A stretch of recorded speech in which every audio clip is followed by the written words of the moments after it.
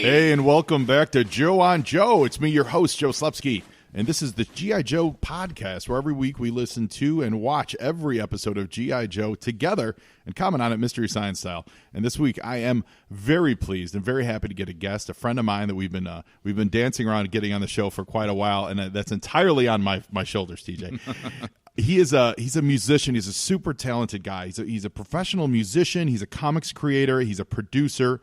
He's a Grammy Award winner. You are the first Grammy Award winner to grace the ears of Joe and Joe podcast. Right on. Well, I'm pleased. Thank you. Mr. TJ Troy, welcome to Joe on Joe. Thanks for having me, Joe. I'm very excited to have Right you. on. I've been a fan of yours. We met at Golden Apple Comics. Golden Apple. And you've got a magnetic, just a warm, friendly personality. Right on, And I was dude. like, I like that dude. I like what he's up to. And then you're like, hey, here's what I'm up to.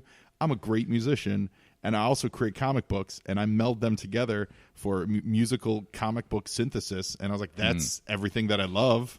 Nice. So let's check it out. TJ, tell me a little bit about your comic called Run Downhill. Right on. Run Downhill started about 7 years ago. And it started with the set of songs I had been writing for a different group that was a little bit more of what I'd call a chamber ensemble. It was mixed instrumentation, flute, clarinet, guitar, and percussion. And I was writing a lot of that music. And then another set of songs that began to pull me in a different direction stylistically started to appear. And that was the first set of songs for Run Downhill for our first EP called Giants. And when we were making the cover art for Giants, I enlisted a friend of mine named Scott Engel. Scott is a longtime illustrator here in Los Angeles. He lives down in Long Beach, actually. Shout out to Scott in Long Beach. Yeah. And actually, Scott's working with me coming up on this Awesome new project coming Awesome. up. We're going to talk you'll be about that in a his sec. name again. Yeah. So I asked Scott to draw me some cover art, and we start to talk about the name Run Downhill. What is Run Downhill, and where does it come from? Well, I grew up in Wenatchee, Washington, within the Pacific Northwest, which is on the eastern side of the state. So a lot of people associate, Washington and the weather with being really rainy, because that's the western side of the state: Seattle, Tacoma, Olympia. But you'd be closer to the Dakotas, right? Exactly. I'm on the other side of the Cascade Mountains, and what happens is it lifts up into this really expansive plateau that they've called the Palouse. And the Palouse is some of the most fertile farmland in all of America. Wow. And my hometown is known as the apple capital of the world. Okay. And it's a lot of apple exports, a lot of cherry exports, and other soft fruits, etc. And a lot of my friends I grew up with were orchardists and farmers. Cool. And so one of my good friends, Jake Gutzweiler, he and I were out at his place one afternoon, and we were kids. We were pretty young, probably 12, 13, 14, somewhere in there. And he has this huge, sort of rolling pasture area as part of his property. And it has this road with all these cutbacks that lead down this really, really expansive hill. Mm-hmm. And as we're out there playing one day, just having various adventures, as all boys would do, rolling rocks down the hill and doing whatever else, he turns to me. Learning what gravity means. Exactly. Learning what it means to fall end over end. Yeah. How quick can this scab heal? Exactly. Quick, don't tell Mom. And he turns to me and he says, "Oh, by the way, I forgot to tell you, if the bull starts to chase you out here, just run down the hill." And I'm like, wait a minute. Are you telling me that there's a bull hanging out in this pasture with us right now? He's like, yeah, we own a bull. And they literally own this giant bull that they would lease out to other farmers to stud their cows and whatever else. But for the most part, the dude just walked around surveying this gigantic hillside as his own domain. And the joints of the bull were not strong enough to carry him on a downhill run. On flat ground, he could totally outrun you and get you. Yeah. But if you went downhill, he couldn't keep up, and that would really be your only chance to evade him. All right. And so that's a tip out there for you Joe and Joe listeners. Exactly. Run downhill. And knowing is half the battle. Knowing is half the battle. So that's where the name starts. And as I'm telling Scott about the name, he gets really excited and says, I want to draw that picture. Let me draw that. And so he drew this image. And when he sent that to me, the moment I opened it and looked at it, it was sort of like a big bang kind of microcosm of ideas. And that's really when Run Downhill began as a mixed media comic story, sequential narrative meets the original music I was writing at the time. How long have you been doing comic books or into comic books? I've been into comic books since I was a very teeny kid.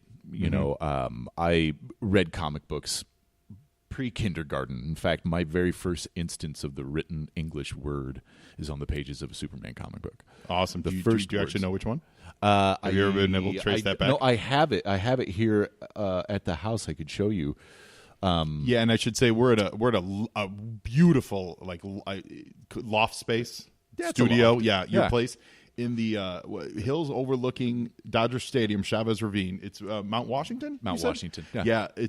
It's so funny that you're writing about the Western stuff. As I pulled up, I'm like, yeah, you're living this high on this mountain, even though you're in the middle of Los Angeles, you're so isolated. This is going to put you in the frame of mind to write like a Western. It really is. Yeah. Oh, this is where I just feel most comfortable and at home. Yeah. Beautiful, gorgeous view out these windows, man. Absolutely lovely. Yeah. Thank you.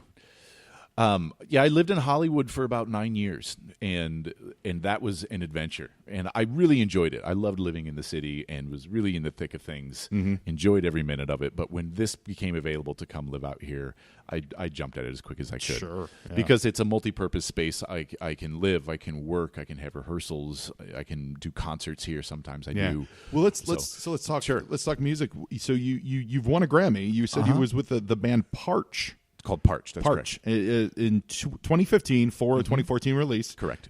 What was that like? So one, tell us what that album is. Like, what kind of style of music, what you contributed to it, and then you went to the Grammys and won. Yeah. So that's a unique experience. Absolutely unique, and it really is testament to the band as being one of the most unique ensembles you'll ever come across. Harry Partch was an American composer, born in the early part of the 20th century, died in 1976, I believe. And he was obsessed with tonality, and especially with the shortcomings of tempered tuning. Tempered tuning, equal temperament, is the tuning system that we use on the piano. So each octave has 12 equal semitones. That's why it's equal temperament, that each tone is an equal space from the other one. But that's not how notes necessarily appear in nature. You know, a sound is created by a vibrating body. So any object, a string, a power line, your vocal cords, exactly. They're all unique within intonation, but the intervals that exist inherently within vibrating objects follows a certain logic. And so as Harry Partch researched more and more about ancient tunings, he found that Pythagoras had a theory of tuning amongst his many, many mathematical theories that worked within his obsession to create sense out of the world out of whole number ratios. That was all Pythagoras wanted to do, was make sense out of the world. Okay.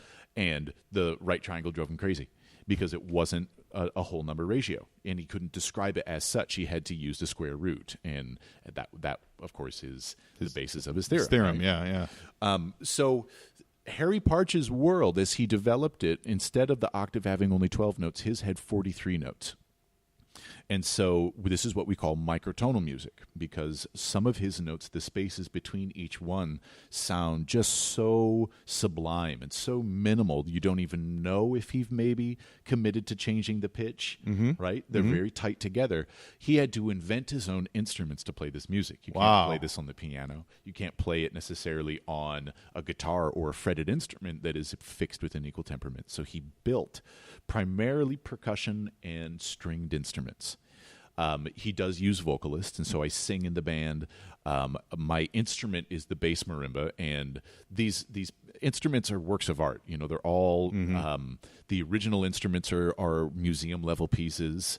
They currently live at the University of Washington in Seattle. Wow! My instrument, the bass marimba, is about as big as my car.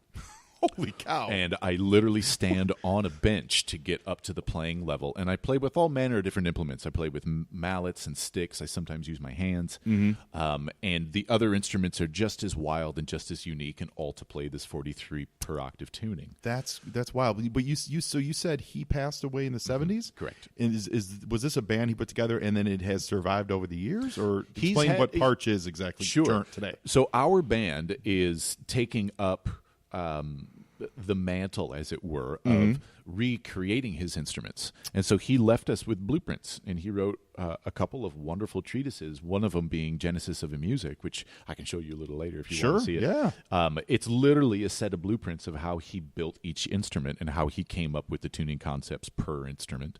And we've just been doing that in the same order that he did. With each new instrument we build, we get to play that repertoire that was written specifically with that instrument in mind. So as we've gone, we've been allocating more instruments, and then our repertoire continues to grow.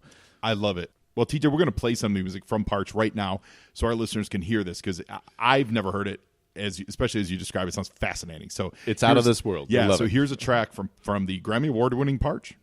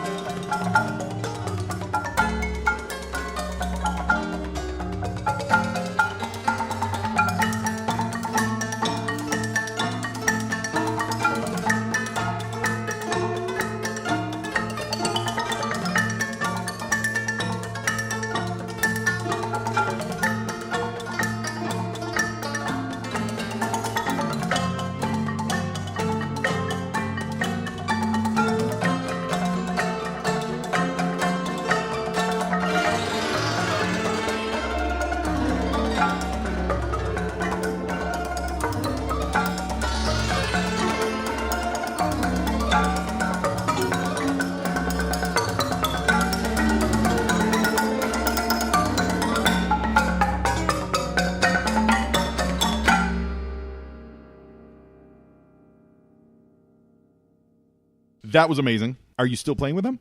Yes.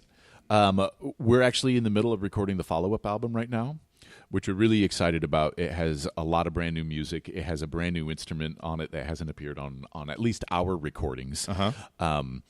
So the original recording, Plectrum Percussion Dances, actually was the group's second album. There was a previous record before that called Bitter Music. So Plectrum Percussion Dances. Bitter Music actually got its own Grammy nomination, but it was Plectrum Percussion Dances. We were nominated in two categories. One was Best Chamber Music. The second was Best Classical Compendium, and that's the one that we ended up taking home. Fantastic. Classical Compendium is sort of like it's sort of the de facto classical music album of the year in the Grammy categories. A lot of the classical music, jazz music, world music categories don't appear on the televised show. There's actually another program earlier in the day, the premiere ceremony. And is that the ceremony that you took it from? Yeah, that was the ceremony we were at. So that's it. It's amazing though. Yeah. Let's talk about that. So you did the whole. How many people in the band? There's 9 of us. 9 of us. Yeah. Did you each get a singular Grammy? Okay, that's cool. That's one of the unique rules of this categories. Not every category works like it. So if it's a producer's award, then the award goes directly to the producer, but it's the band and their music that's honored along with it. So you'll receive a certificate for that. But just because of this particular category, we each had a trophy, and that's awesome. Yeah. So was it like a dinner? Who was the host? Well, you show up for our ceremony. We show up earlier in the day, and we do the whole red carpet ceremony and all those photo ops, which is really just a lot of fun. Go into the Nokia Theater and sit down there. And Tuxedo. Oh, yeah, it's a black tie event for sure. Nice. Now, I mean, they're flexible on those rules. They're not going to turn anybody away. They're not going to turn Elton John away. Of course not. If you want to be, expressive and creative with your clothing, go for it. Be yourself. But if you're in jeans and a tee, just because you forgot, they may not like that. And so then, the time comes when they're starting to announce your category, and, it's thrilling. It's a lot of fun. What does your body do? Walk me through that. Personally, I'm smiling in anticipation, especially when it came up for Classical Compendium, because I knew we had a really strong album, and I knew that we had done what we could to spread the word, and against the other records, I knew that it had just as good a chance as anybody else. And so I was, expecting it to come, and then your name is called, and immediately I start yelling.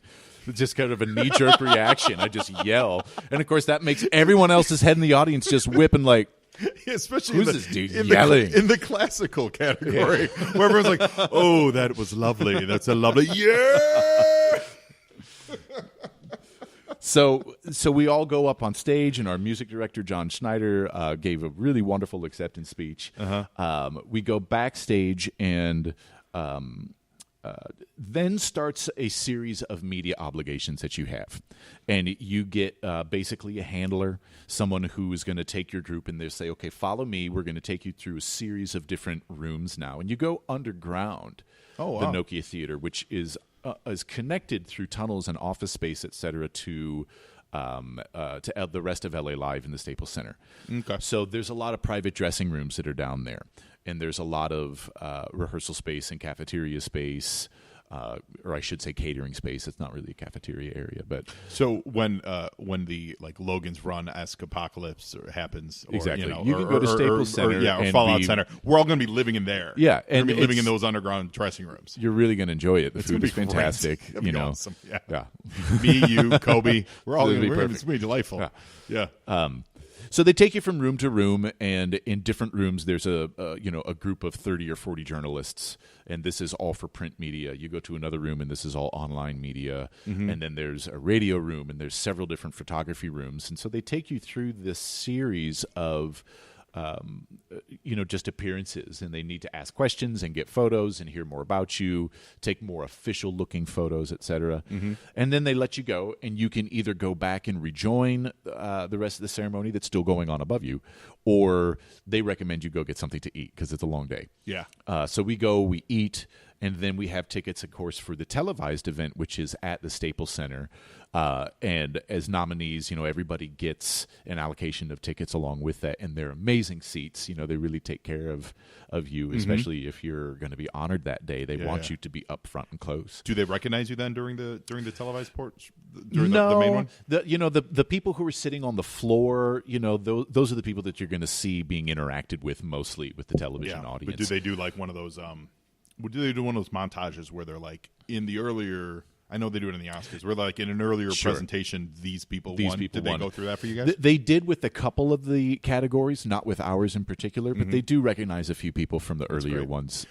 And so then you went to the actual Grammys. Yep. And you already the pressure's off because you won yours. yours. Now it's just party time. Yeah. Oh yeah. Do you bring your presentation was it the same day or day? Yeah, same day. It was same day. All the same day. So you had your Grammy with you. Did you bring it with you to the main show? Well, they don't give you the actual trophy that day. Okay. All the trophies are blanks because they can't. They have to. They have to engrave everything. Right. And so you'll actually get the award.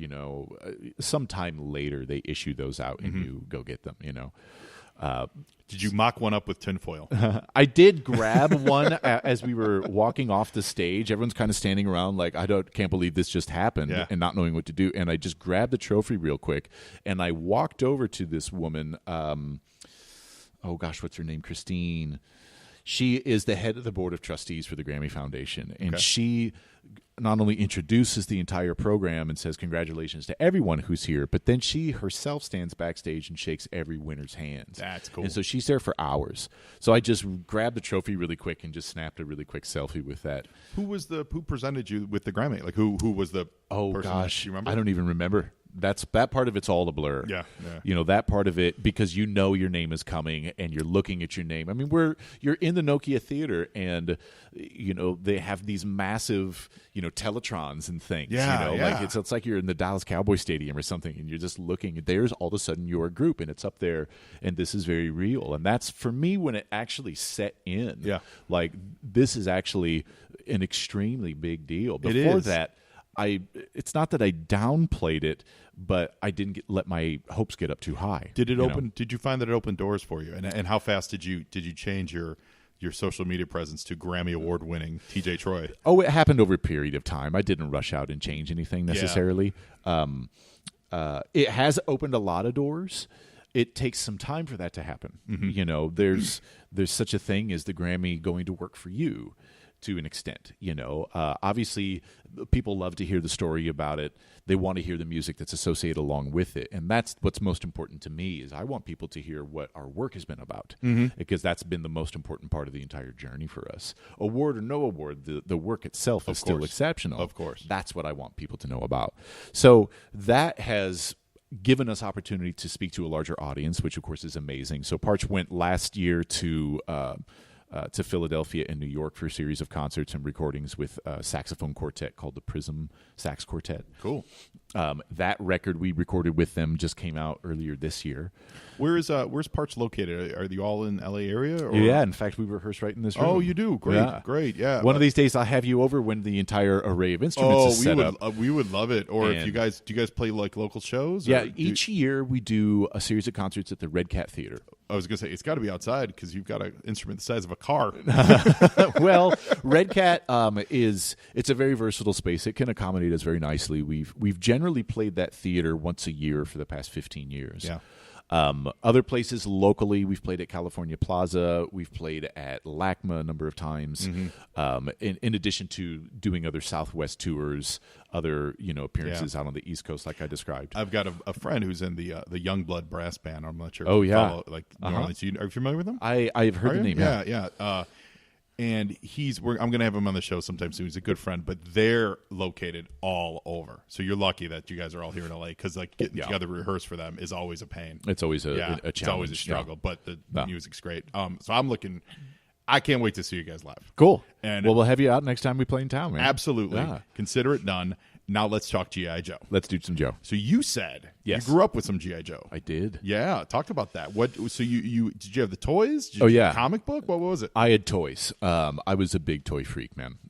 And all the toys from the 80s, I collected all of them. So I had Transformers, I had Joes, I had He-Mans. I had like the Centurions. Still have. I love. Wait a minute. Let's talk Centurions for a second. Yeah. I love the Centurions. I fucking love them. Their cartoon is amazing. Yes. So much fun, and those figures were awesome. That is something that needs to be revived, brought back, done right. Dude, it was so. I mean, there was some technology built into these things. It was a little bit ahead of its time because it had the costumes that were interactive with the player character. It's like everyone was Iron Man, and they were doing Iron Man, but they were doing stuff that Iron Man wasn't doing at the time. No. The stuff they were doing on Centurions, they had Iron Man doing in the late 90s, where he's like, beam me down this piece of my armor. Yep. What we saw in the movie with when he had his Hulkbuster sent to him from space. Like, Veronica. I'm like, Centurions were doing that like... That's like 25 years 86, ago. Yeah, come on, people. Like Centurions were great. Yes, they were. Yeah. And the toy itself was built so solidly, and I was actually it was like a human up, Lego. Yeah, exactly. I was looking up different collections that people had on eBay, what they're selling them for, and these are prized items, Yeah, especially if you had the complete array of weaponry and all the pieces were intact. And I was a big stickler for those details. So all the Joes, I kept their original weapons with the original characters. You say you said you have them in a box? I have several boxes actually underneath. Did you keep the vehicles too, as well as the figures? Or just... I had only a few vehicles, and they were really heavily played with. Yeah, And so as I was getting ready to meet with you, I'm trying to remember all the different characters. And so I remember Zartan being a huge piece that I had that I just played with endlessly. Serpentor. Who were some of the other guys? Well, did you have everyone's favorite usually becomes Snake Eyes? Snake Eyes. I didn't have Snake Eyes. You didn't have Snake Eyes? I didn't have him. My world of G.I. Joe was I had this hodgepodge collection of toys, but I was an outdoor kid, and I played outdoors. So my toys came with me outdoors, and I just made my own adventures. Yeah. And that was the best part of it. So my exposure to the comics didn't come actually till just a couple of years ago when I picked up some of the IDW trades. Okay, And of the trades of the original Larry Hama stuff, like the original Marvel series, or is it the IDW trades of the current IDW? The new current IDW stuff. Okay, yeah, that I think is fantastic. It's great. Yeah. And so I have a couple of those trades that I've read a few different times actually, and it's really, really fantastic. So that's more my exposure with the comics is recent, but the cartoons and the toys were a big part of my childhood. That's so cool. Well, today we're watching an episode called Nightmare Assault. Nice. Which is one of the later episodes. We're actually, if you're following along disc by disc, we're actually on, this is the final disc for that big, amazing box set. This is the last 1, 2, 3, 4. This is the last. We're in the last 7 episodes. TJ, countdown of the entire to infinity. Countdown to Zartan. Yeah, of the original series. Like we're nearing the end. When we finish these 7, we're gonna then have the movie. Yes, and then we're gonna go into the DIC episodes, which these were all produced by a company called Sunbow, and they after these were finished, it went to DIC, which is a Canadian company. Right. So this is we're nearing the end. We're in the final stretch of the good stuff. Nice. And this episode is really, really cool. It's called Nightmare Assault. Like these later ones, for me personally, I didn't see them a lot because the nature of they were later in the run and the rotation of reruns. I don't remember seeing a lot of these very often. Yep. So this is really fresh and really exciting for me. Nice. It's a solid episode. You'll see some shades of some current entertainment blockbusters that we'll get into that they definitely touch on. TJ Troy, real quick before we go into the show, we can find your music for Run Downhill, which we're going to talk about during the show. Yes. I want to get this out there now at rundownhillmusic.com. Correct.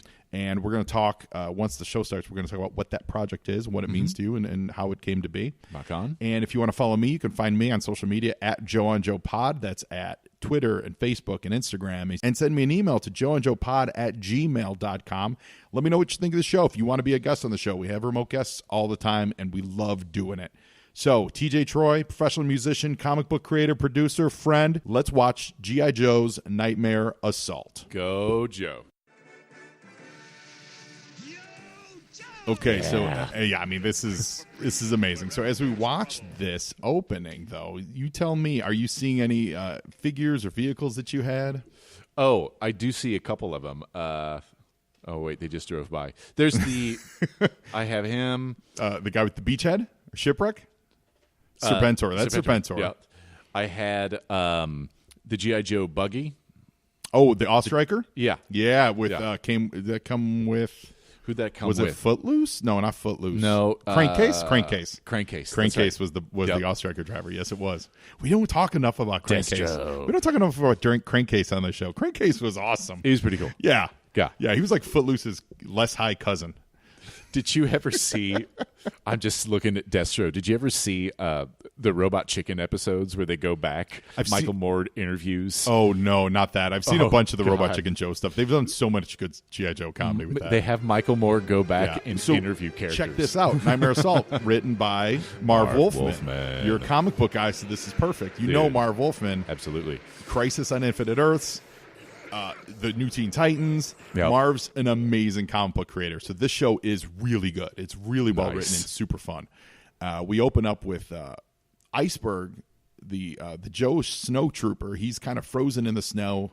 Lifelines running. We don't really know what's going on, but there's some cold issues here. Cobra, quote, got Lifeline or got Iceberg. No, everything will be okay. What other Centurions, Joe? What other cartoons were you into when you were a kid? Oh man, Mask was pretty dope. Mask was very cool. Are you reading the current Mask stuff from IDW? I'm not. It's good. It's good. Yeah, I didn't stick with it. Okay. Just because for me, I like Mask a lot, but it wasn't it wasn't a touchstone for me. Sure. But they're handling it well. I like the shared universe aspect of it, like because G.I. Joe and Mask and Rom and all that stuff. So That's cool. There's a lot of crossover there, and it's a neat synthesis. Yeah. And it makes total sense. If there were, because Mask is the combination of G.I. Joe and Transformers. Absolutely. That's what that makes is. a ton of sense to do that. Yeah. So of course they would be in the same universe for sure. Real quick, Lifeline is getting attacked by a gigantic Cobra. Yeah, what I'm amazed at is Lifeline is like not wearing gloves in the middle of this snowstorm. Well, it's maybe it's a dream like state. That could be a dream. You're right. It is called Nightmare Assault. And And especially because his gun just turned into a snake. And he wakes up sweating cold. There he is. A la Nightmare on Elm Street style. So this is the first huge Nightmare on Elm Street influence in this in this episode. This whole episode is about the Joes having nightmares. I'm watching that. Oh, No. and low light, You'd still be up. sitting in the dark. Ever sleep Of at course. night? Listen to this. With his goggles on him. I had a dream tonight. He tries not to sleep. Nightmare, really. Okay. Do you know what sleep deprivation does to people? Yes, I do. It drives people insane. Drives you insane. It's what, 6 days? Something like that. So we have a Joe member that confesses to not sleeping because he has nightmares in low light. I'm talking about. He's unhinged. Yeah, And I'd say more than just unhinged. Yeah, he could be a possible threat to the safety of the Joe team. Yep. And apparently has been this way for the entirety of his tenure with G.I. Joe. Lifeline talks about reading. How does his, he pass his physicals, Thank man? you. Yeah. That's exactly How what does I'm he pass talking the about. physicals? Lifeline talks about reading his file and knowing that he has these issues. Yeah. You've got an unhinged sniper who can find you in the dark and kill you. Working for the Who good wears guys. his sunglasses at night? Yes. That should save enough. Yes. I can't help but we were just looking at Serpentor and think of the human carpet on the Tick. For whatever reason, that's the only association that I have. Oh, but the other cartoons I watched all of Teenage Mutant Ninja Turtles. Yeah. A little bit older, I was really into Animaniacs and Batman the Animated Series. Of course. And Of course. I watched all of Batman Animated Series, I Yeah, think. that's such a touchstone. That's going to be Yeah. remembered as a touchstone for generations. Yeah. It's the Fleischer Superman cartoons. You know, you always hear people talk about that and such glowing. You know, it's geeks. It's geeks. Snow White and the Seven Dwarfs. Yeah, you know, exactly. Like it is that moment of we can elevate this genre. It doesn't have to be this. We can do more with that. I'm not to say that there haven't been solid cartoons, but I'm disappointed that there haven't that didn't lead a revolution of so much more. Because I wow, look at that. Yeah. Straight So to the Hawk gullet of is- the Cobra. Also suffering from these nightmares. Yeah, he's Morning, just Lola. waking up in a How's it panic going? sweat. You don't want to know. And there's You don't low light wanna know. damaged. He's a damaged What's man. with him? So basically, Cobra found a way to give these nightmares to the Joes. And General Hawk is troubled. Something wrong? Let's put it this way, Lady J. I feel like eggs do after they're scrambled.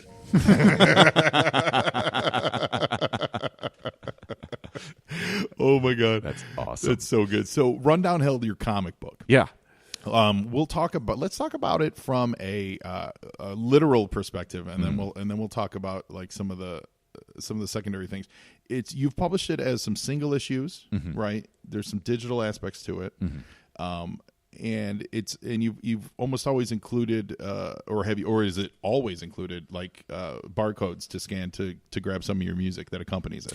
Oh, you can find all the content online. We do have download codes in the event you wanted to download it like to your personal device. And so it was just a way to, do that quickly for somebody. If they really wanted it, here's a code, just go get it, you know.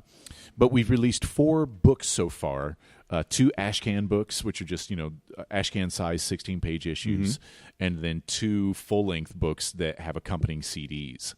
And so each song on the CD corresponds to a chapter within the story. We then take the imagery from each chapter, and that gets projected next to us while we play live. Oh, that's really cool. So the first ashcan is like the issue 0, which is a bit of a prequel thing. The first full-length book, Spurs #1, is chapters 1 through 4, along with a little epilogue song that comes along with it, and that's only available through the augmented reality app, Erasma. That's the back cover, that song that plays, right? So let's talk Erasma. Erasma is an app that actually we're going to talk when we come back from this commercial break. So here's a teaser. Come back to learn more about Erasma. Erasma coming up. Today's Filecard features on Sergeant Slaughter's Renegade, codenamed Mercer. His file name is Felix P. Stratton, and his primary military specialty is small arms armorer, and his birthplace is Spencer, West Virginia. He's a grade E5. The Renegades don't answer to anyone but themselves. they don't officially exist.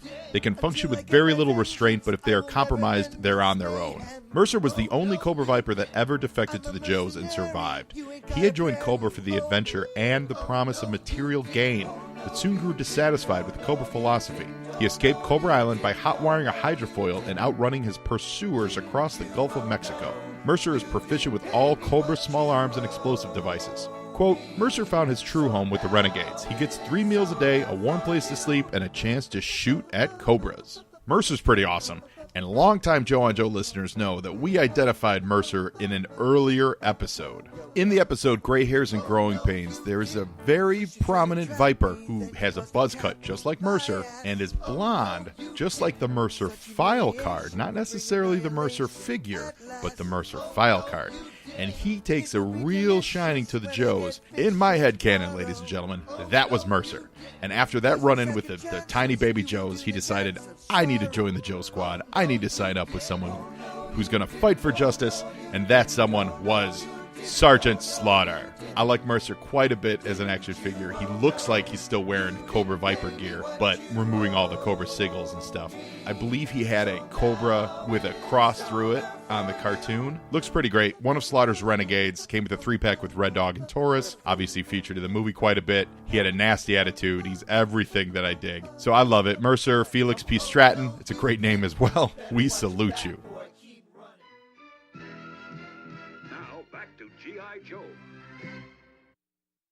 When I hear Erasma, I just think of the David Lee Roth video. He's got charisma, which is how I have always said charisma. Charisma is a charisma. And I will always say it as charisma for the rest of my life because when I was 10 years old, I saw it in a David Lee Roth video. Yes. It's got charisma. Indeed. So Erasma, it's an app you can download on your smartphone, probably iPhone phone, and tablet, and Android tablet. Yeah, any of those services. And it's an augmented reality app, those AR apps. So it uses your camera. You in this case, you point it at the cover of one of your books, and what happens? And it augments that particular image. You know, the whatever image you're scanning is the trigger, and that triggers whatever online content you have set up already. So for us, we create videos along with our songs. And it's just a way to kind of install Easter eggs into our albums. So and they're videos of the drawings themselves of the comic book. It's the same imagery from our artists. We've collaborated with a few different artists on throughout the life of the narrative here.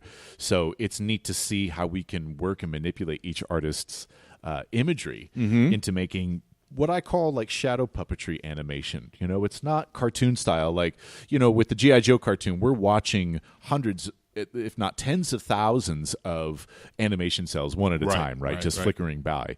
And probably 4 cells per second, you know, maybe a little bit less. I don't exactly know what the frame rate is, but that's how cartoons get made. With us, we're only taking one image at a time and using Ken Burns style effects. Right. So it behaves a little bit more like a shadow puppet would. And that is the style that I wanted to exploit with this. That matches the music. It does. It really does. And so that brings back memories of our PBS experience as kids and the Boxcar Children. And I don't know, do you remember the reading of The Rise and Fall of Ben Gizzard? No. Oh, man, that's one of my favorite children's stories of all time. And PBS did an audiobook-style narrative where they have a reader come in and read the story. Really? And then they take the drawings from the book and they Ken Burns it and create this world. The images don't move, but they pan in and out and they slide and they do different techniques within it. And that I just have such fond memories of interacting with my really early, literary experiences, or actually interacting with the objects. That and like vinyl storybooks. I had a ton of those. Yeah, like Power Records. I have a Superman Power Records and a Star Trek Power Records. Love it. I have the Star Trek one too. With the Time Stealer. No, no, I don't remember the name of it, but the cover is green. It's got a picture of them from the movie era. Okay. Yeah. And whoever's doing Scotty's voice, I don't know if it's Scotty, but he's very much into haggis. He's very heavy Scottish. I'm not sure if it was actually Scotty or not. Well, it was so cool. Power Records actually able to book some of the original talent. I mean, they were able to get Leonard Nimoy. Here's a cool moment. watching the show, Iceberg, who was suffering some of these nightmares as well. He's at a drive-in movie theater with his girlfriend. It's the same girlfriend that they used in an episode maybe like 10 episodes ago where Iceberg got transformed into an actual killer whale. Okay, we'll look past that. But she was his lady friend. Like, she was a fellow scientist, and she gets a sweet callback in this episode as his real-life girlfriend watching this movie. That's awesome. Yeah. Meanwhile, we're going in and out of Iceberg's nightmares and everything. It's very much a Freddy Krueger Nightmare on Elm Street moment, you know? Yeah. Like, I expect this Cobra head to, like, turn into Freddy's face and be like, that's a hiss of a good time, you know? Like some crazy pun. It's not that scary. I mean, it's fantastic that Marv Wolfman is creating these nightmare scenarios. Yeah. You know, they're thematic, of course, surrounding Cobra because of all the snake imagery and whatnot, but they're visceral and non-linear the way a dream would be. I mean, you could see the dude put a lot of thought into this. It's incredible. Also, I want to point out the Joes all have matching workout fatigues. As they should. As I mean, they this should. is Team this Joe. is Team Joe. Okay, yeah. so. Yeah, they're all working out. And except for General Hawk, who decides I'm going to full work on out in my combat full-on fatigues combat and leather fatigue, jacket. my leather bomber jacket. That's what I'm going to work out in. I got to sweat off a few pounds to make weight tonight, boys. Don't want to think about cobras at all. Gotta fight Oh, this is great. So they're all fighting to stay awake. Turns out General Hawk is hallucinating. The whole thing was a dream. So maybe they don't have coordinated combat fatigues. Yeah, maybe they Like workout maybe fatigues. just in his dreams that they're that tightly coordinated. General Hawk wakes up. Note to self: get new workout gear. Yeah, new workout gear. Just had a great idea. Somebody call. Lady J, get in here. Yeah, Take a memo. Cover girl, call your friends in the fashion industry. I've got a new idea. Yeah, absolutely that. Can't take much more of this. And later on, we're going to head into a little teaser. We're going to head into a little bit of an Inception moment. Basically, the movie Inception is a remake of this classic episode of G.I. Joe. Do you think we could ever get Christopher Nolan to admit to that? No. Never? But I think Jonathan Nolan maybe. Yes. It's possible. It's possible. I would like to corner them. Yeah. If anyone out here knows them. I think I know someone from Chicago, like through that, because they went to Northwestern. Yep. I think we are like 2 or 3 degrees from someone who knows them, if memory serves. Yep. Yeah.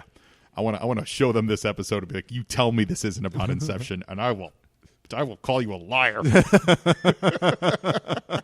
I'm going to punch you in the mouth. But here we're getting some really great stuff about this. This is not a nightmare. This is humans being on edge because they don't get enough sleep. It's very well done. So true story. I've always been I can sleep. You can sleep? My Okay. wife hates it because I can sleep. I will sleep. That's not a problem for me. My football coach, who was always great to me. He was a legend. He's in the coaching Hall of Fame. Like most victories, like in Illinois, like Coach Cohornan. I doubt you're listening, but if you're out there, huge shout out to you. I will say this though, he never slept. Never. Literally, and he would brag about it. He'd be like, I was here, we'd play Friday nights. We had it Saturday morning, we had film class. Right. So he would stay Friday nights until 2, 3 in the morning, grab 2-3 hours of sleep, and be back there at 6 a.m. because we had a 7 a.m. film, right, or 8 a.m. film. Dude's going to die. Well, he did it for his whole career. I can't believe it. In the It's off hard. season, maybe he slept, but in the regular season, he would tell. We were all well aware that man is operating on 2 hours of sleep. It's incredible. I was like, It's incredible. Even at 16, I'm like, that's not healthy, coach. Yeah. There's times when you have to do it. You know, if I'm on the road, you're on a road schedule. Sure. And if you need to move now. Absolutely. And, one thing about since post Grammy, you were asking about that, what has changed a little bit. I've been on the road more.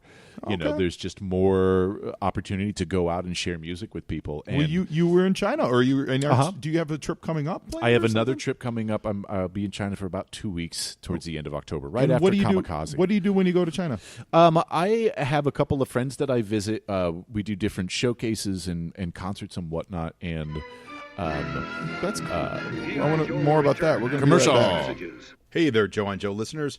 Unfortunately, as you know, North America has really been getting it handed to us in the Gulf region. Between hurricanes Harvey, Irma, then Maria, then there was an earthquake in Mexico. It's been a really rough month. There's a whole lot of people in Houston, Florida, Mexico, and Puerto Rico that can use a helping hand. So I'm urging you, if you have the means, think about donating what you can to the Red Cross. 91 cents of every dollar donated to the Red Cross goes to humanitarian services. They provide all those things you don't realize that you need every day, like water, food, shelter, the little things. So go to redcross.org and click on the donate button to see how you can be a real American hero. Now back to G.I. Joe. When we left, Lowlight in His Dream was something out of a Stephen King movie. Very Christine, right? Yeah. Very Christine, or what's the really terrible one? Maximum Overdrive. Maximum Overdrive. I was just going to say it was on the tip of my tongue. So you go to China and you work, do you teach people, or do you I do. perform, I teach. or what do you do? I work here in the States with a business partner, and we've been developing music curriculum for school-age children. Okay. And we have a Chinese language version that is being developed over there. And part of the promotion of that program, to get our name out and what it is that we're doing with our program, is to actually go play concerts at their schools and to do other types of showcase events in a lot of different cities, mostly throughout southern China. But and what instruments do you use? Because you probably don't use those super exotic ones. No, not those ones. Earlier, yeah. The program is using a variety of different hand percussion instruments like the cajon and the djembe. What do you think of your cowardly son now? My business partner developed a new instrument called a luca. Hold that thought. Yeah. We just had one of the best lines, I think, in the history of G.I. Joe. What happened? As Lowlight conquered his nightmare and he shot these snakes, out of nowhere, all we heard was, "What do you think of your son now, Dad?" Which says so much. That says so much about Lowlight and his growing up. It's like the Buddy Rich tapes, man. Do you know what I'm talking about? Yes, Just I the do. random one-liners. I'll take you outside and show you what it's like. Yes, I do. Jerry Seinfeld talked a lot about the Buddy Rich tapes. Yes. Have you ever seen his? I feel like I have. I've heard them. I've heard those talked about, and I think I've heard some of them myself. Yeah. They're pretty Ridiculous. Amazing. But we know now that Lowlight apparently had a rough growing up, and a lot of love to Lowlight. There's a lot of subtext in this. Yeah, if you're out there particular listening, episode. be good to your kids. You know, because one day they're gonna grow up. They're going to join the military. And they won't sleep for they days. won't sleep. They're going to have access to high-powered sniper rifles. And, so be careful. Be careful. Just be good to your kids. And we're back to Serpentor now, and he looks like, I'm serious, he looks like the human carpet. Carpeted man, excuse me. That's so funny. Carpeted man from The Tick. That's so funny. So Serpentor basically is saying, this plan you have, Mindbender, which is working, is not working fast enough. So again, there's always a downfall moment for Cobra. We're like, okay, this is a great idea, but Cobra Commander wants it now, or Cobra Commander has to call the Joes and gloat, or in this case, Serpentor it's not working fast enough. Like this is a great idea. It's a very good he idea. Could destabilize the whole unit, but it's not going fast enough. So now he says you have to go into their dreams and fight them. This is Inception. They are all about to incept into the same dream and fight Cobra in a dream. It's amazing. It's totally Inception. 4 hours later. Yeah. So TJ, on our show, we like to ask our guests that if they could be a member of the Joe or Cobra squad, what would they be? We like to say, use something from your own life, like you yourself, you TJ Troy. What would you be? Were you a member of Joe or Cobra? Oh man, I would definitely be on the Joe side. Okay, so I'm a you're Joe at That's heart. Good. And probably, I would say I would be codenamed the drummer. But that might be ripping off Planetary too closely. Oh right, yeah. How about Little Drummer Boy? I could do Little Drummer Boy. And what would you do? I would be a communications expert because I call the troops to battle, right? And I have I'm a master at codology. Yes. And I create codes. Yes. And whenever they need a new code invented, like, man, we just invented this new, this new interface for our anti-Cobra Dream missile system, but we have to code it so that only we can get it and it's unbreakable. Let's call in the drummer boy and get him over here. Yeah. And that would be my job, would be to create the new codes. I like that a lot. Yeah. I like that a whole lot. Yeah. Done. Little drummer boy, or drummer. I like Little Drummer boy. We can do a Little Drummer Boy. I like That's that cool. just because you're a tall dude. So it's a bit of an oxymoron. It is, yeah, because they'd be like, oh, who's roll this with drummer boy? And then you come walking in and you're like, what's up? What's up? What's up, guys? And You got some drums to play or what? Yeah, and they're like, what? And then you drop some fat beats, and they're like, okay, we like drummer boy. Why aren't you in your workout gear? Yeah, where are those red and blue workout togs, boys? Oh, that's fantastic. Little Drummer Boy. Yeah, Right on, I dude. love it. Like I love it. it so much. And I love the designation of the job. That's great. Yeah, dude. Totally great. So, of course, in the dream, Work together. Everyone hold hands. yeah, things are getting crazy. The animation on these snakes is really solid. Yeah. The actual animation on these last few episodes that we've done is really been great, because sometimes you could see where, like, okay, maybe the budget for that episode was a little less and a little more, a little this. The Mind Bender picture is great. We're in some solid animation, which makes me think maybe they said, okay, in the production run, we've saved, we still have, like when you get to the end of your budget year, your fiscal budget year, and you're like, hey, we have to spend this $100,000 somewhere. So they're like, let's spend it on these episodes, because they're gorgeous. The one we just recorded last week's, gorgeous. This one absolutely looks fantastic. Yeah. Yeah. That too, and towards the end of the series, you can imagine the animation studio has gotten a rhythm with the workflow. They understand how to really tool it, really make it work, and maximize the studio for what it can do. And now the rat cars. There come is a after rat the car. Cobras. There's total rat cars. Oh, that's great. It's like Ricky Tikki Tavi. This is total conjecture, so I have no idea if this would be true, if this would even be the case. But I wonder if also they, knowing that their contract would have been up, because we know that then they went to another company, that maybe they said, hey, let's show them what we can do in this last batch of episodes, to say you shouldn't leave us, you should stick around with us. So I wonder if that's it. That could be. Yeah. So now Lowlight is taking control of this dream, and he is gone giant man style. Gone giant man, but also a little mad. He's like, I'm in control now, Freddy Krueger. Yeah, Dr. Mindbender's Freddy Krueger in this. I like how he sleeps with his monocle on. Well, you never know when you're going to wake up and want to only see half the room. Yeah, exactly. So everyone's rested. How do you guys feel? Better? It's over, isn't it? Everyone feels Lowlight good. took over our dreams and defeated Hawk sleeps in his helmet. Of course. That's awkward. And Lowlight finally gets a good night's sleep. I'm a big Lowlight fan. I like Lowlight. Right on. Yeah, Lowlight's very cool. He's got a really good look to him, and with the red glasses and sniper and everything. Yeah, sunglasses at night, baby. Yeah, totally. So that's So this is a great episode. It's crazy. Right? That's a wonderful episode, man. Yeah. Nice. It's Nightmare on Joe Street. Joe Street. Meets Inception. It's so solid. Meets Maximum Overdrive. Meets Maximum Overdrive. So like, big shout out, Marv Wolfman. I think that was really well done, sir. Indeed. Yeah. So you've got a thing coming up with Kamikaze. Yeah. With your Rundown Hell book that we were talking about. What's going to be happening there? Kamikaze is coming up at the end of October. Correct. Out here in Los Angeles. October 27th through 29th. Yeah, Halloween weekend. And what are you guys doing with Rundown Hell? We have a table where all of our books are on sale. We're doing a new series of prints this year, so we have some new 11x17 prints of some of the artwork coming from the books, people's favorite images, etc. The new thing that we're releasing is a series of postcards. So there's going to be 4 brand new postcards, and each one of those postcards is attached to a song that you can access through the Erasma Augmented Reality app. Excellent. And so this is the first micro EP that we're putting out that doesn't have a CD component to it. So it's going to be a digital-only release, which we're really excited about. And having Erasma to share with people is just a new level of interaction. So we're hoping just to open people's eyes for the first time to what Rundown Hill is doing, what we're all about. Erasma.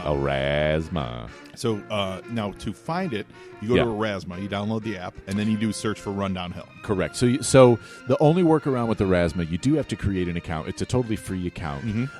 And there are a lot of Erasma apps just everywhere around the world. If you scan a dollar bill, you're going to see something interesting. Oh, fun. Yeah. So if you ever see that Erasma app, the NBA has interactivity with it, and Marvel has it, and the Gap has it. So when you go to the mall, there's certain things that you can scan. Yeah. But it's just one of those things that here in the U.S. it just hasn't really popped as a really fast-moving promotional tool. So we're hoping to sort of be on the upswing of it as it starts to become more popular right now. That's fantastic. I can't wait to see it. So yeah, you download it, you create your account, and then follow Rundown Hill. And so when you go to any of our prints or any of the covers of our books, some of the internal pages have augmented reality pages, but not all of them. But the big thing is this new series of postcards. So each of the 4 in the series has a unique song that comes along with it. And we have a couple of really wonderful artists that are collaborating with us on it. Scott Engel, who we talked about earlier down in Long Beach, he's contributing one. A new friend of mine, Claudio Gerardo, who lives out in Toronto, has contributed 2 of those. And another friend of mine, John Horsley, up in the Pacific Northwest, is doing one. That's awesome. And these are all guys. John is an artist up in the Northwest, and I wrote a story for his anthology that he's creating, his artist anthology, that'll probably be coming out sometime in either late 2017 or 2018. And actually, as we're talking, I don't think we actually talked any about the plot of Run Downhill. It's like a Western ghost story. Yeah, kind exactly of thing. Right. Yeah, exactly. So it's a small farming town. It's post-Civil War Reconstruction era, so the 1870s, you can basically put it. And it's a small farming town in the West. That kind of harks back to where I grew up back in Wenatchee. The imagery of the hillside and just the open space and farmland and things really plays into this. And this farming town is getting a railroad spur to town for the very first time. And there's great conflict between the townsfolk who want it and those who do not, and then the imposition of the will of the railroad company on those townspeople. Because they begin to allocate natural resources like water, and there's a coal mine that they allocate towards their own purposes. And so it's sort of taking away, but at the same time, it's this great technological boon that finally gives the residents an opportunity to export their produce out to larger markets. And so a lot of people want it, but a lot of people don't. And that conflict in the midst of all of this, in the coal mine, they unearth something that perhaps they should not have. And the whole tale starts to surround just a number of people pointing fingers at one another where nobody is at fault, but it's everybody's fault simultaneously. Yeah.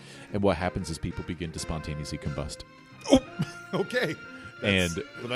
That's a good teaser. Yeah. I like that. Yeah. And spontaneous combustion. The wool has been pulled over the townspeople's eyes. They just simply accept this affliction of spontaneous combustion as natural law.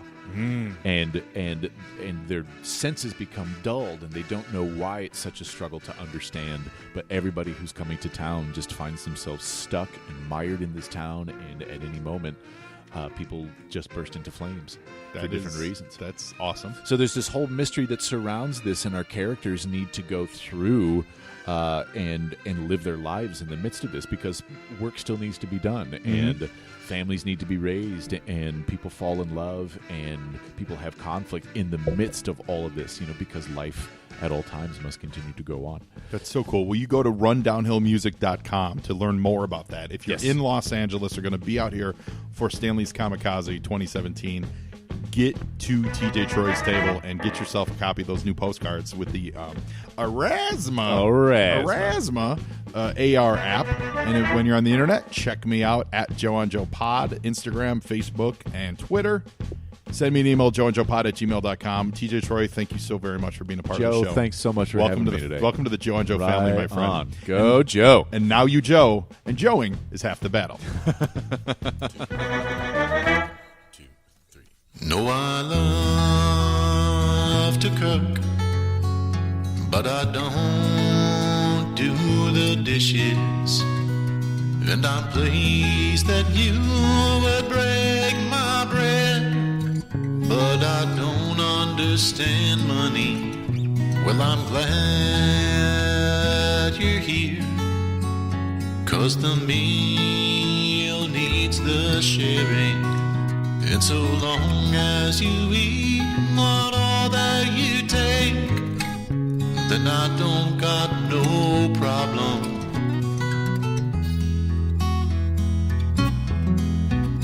Come in and fill my second seat, for I can all but guarantee that you will eat your fill and offer me the charity of your company. Then I will take my rest as you take your leave from the hand from which you feed.